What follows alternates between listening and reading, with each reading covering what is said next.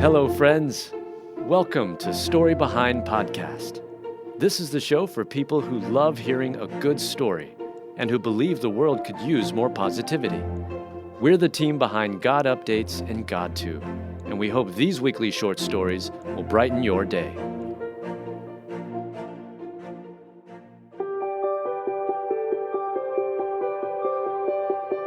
Six-year-old asks a jogger to meet her dad, then takes her into a funeral home. It must have seemed strange to jogger Emily Beineman when she was invited to meet a 6-year-old's dad, only to be taken to a funeral home. This CBS Sunday Morning video explains how that very thing came about. As the story begins, we get a glimpse of energetic Raylan Nast, blonde and wearing a blue print jumpsuit as she breezes about her carport on a scooter. Quickly, we are introduced to Raylan's mother, Lacey Nast. The family of Fort Smith, Arkansas, suffered a tremendous loss when Raylan's dad died from colon cancer at just 41 years young. Lacey shares how devastated Raylan had been when her father died. She had always been so very proud of her dad, Davy. Lacey describes Raylan's cries over the loss as pure heartbreak. The reporter and video go on to tell how Emily Beineman became acquainted with Raylan and Lacey. On the day of the visitation, Emily was out jogging with her dog Blue. Raylan was sitting on the steps of the chapel and called out to Emily, asking if she could pet Emily's dog. Emily told Raylan that she was welcome to pet Blue, as long as her parents didn't mind. Raylan then explained to Emily that her father was lying inside. She gave Blue a big hug and invited Emily inside to see her dad.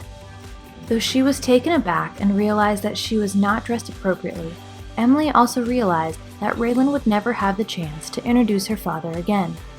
Emily, perhaps a little self-conscious, followed Raylan into the chapel and down the aisle. The video reverts back to Lacey, who shares how the two looked as they entered the sanctuary. Lacey explains that the connection between her daughter and this unknown young woman was obvious. The reporter asks Raylan about that connection, and Raylan says, with the simplicity and understanding that sometimes eludes adults, "She helped me feel better by her kindness." Emily and Raylan have visited again since that initial meeting, and they plan to stay in touch. Raylan is doing better, and that's thanks to kindness like that shown by Emily on that very impactful day in Raylan's life. It means so much when pure heartbreak is made just a tiny bit better by someone else's pure compassion. Be kind and compassionate to one another, forgiving each other, just as in Christ God forgave you. Ephesians 4:32.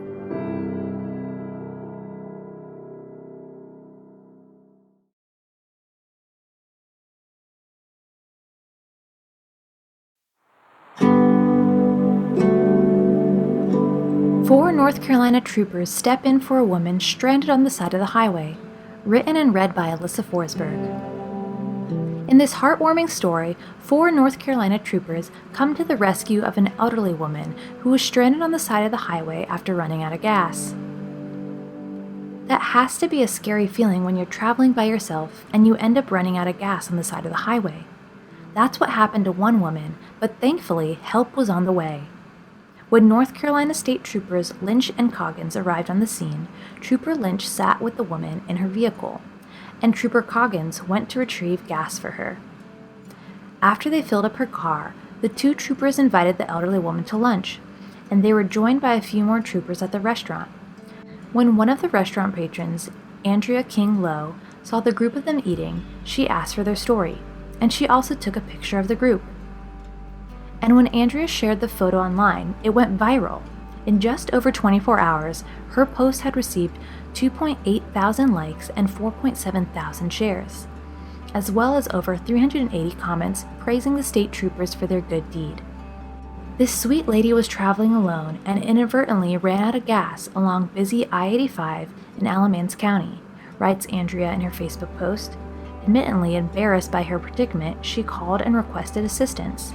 Trooper Lynch sat with her in her vehicle while Trooper Coggins retrieved some gas for her and came back. After getting her gas into the car, they invited her to join them for lunch. They were joined by Troopers Foster and Gibbs.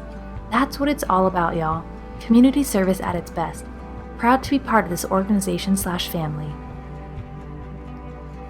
May we all be like North Carolina State Troopers Lynch and Coggins and help out those in need, as well as invite others into community.